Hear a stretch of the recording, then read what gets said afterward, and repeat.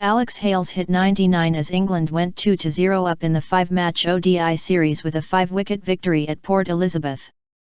De Villiers top scored for South Africa with 73 off 91 balls as they posted 262-7 on a slow pitch, England left-armer Reece Topley claiming 4-50.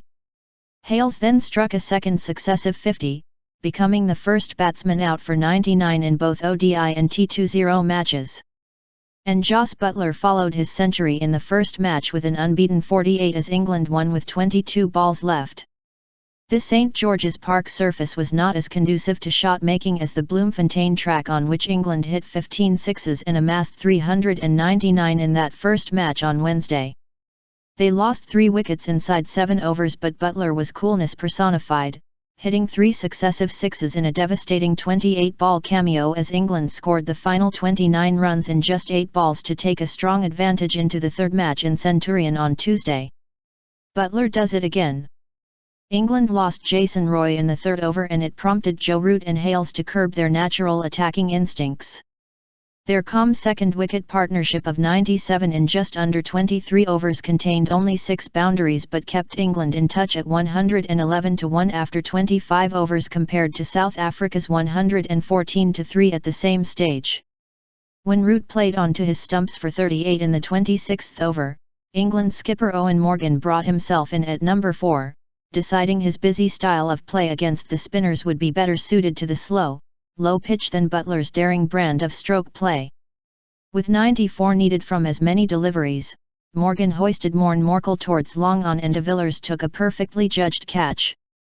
Ben Stokes also came in ahead of Buttler and successfully overturned an LBW dismissal third ball from Imran Tahir as replays showed the ball pitched outside leg stump, the third unfortunate decision from South African official Johan Kleet. But the left-hander had still to score when he got an inside edge onto his stumps off Morkel in the next over. The stage was set for Buttler, at number 6 instead of number 4 as he was in the first match, with 87 needed from 80 balls. Man of the match Hales, who made only 136 runs in 8 innings in the Test series, looked certain to record his second ODI century, but his composed 124-ball innings ended in the 42nd over when the ball brushed his bat in his follow-through and glanced to the wicket-keeper. However, Buttler, who earlier in the day was bought for what now seems a bargain £385,000 by Mumbai Indians in the Indian Premier League (IPL) auction, bided his time before hitting 3 successive boundaries off paceman Kyle Abbott.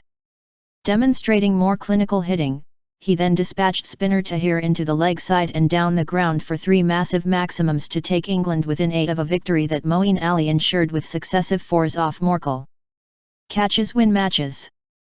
Although the South Africans were not exactly plundering the runs, de Villiers had just hit his first 6 with an imperious front foot pull off Chris Jordan and was building for a final charge inside the last 10 overs with his team 205-3.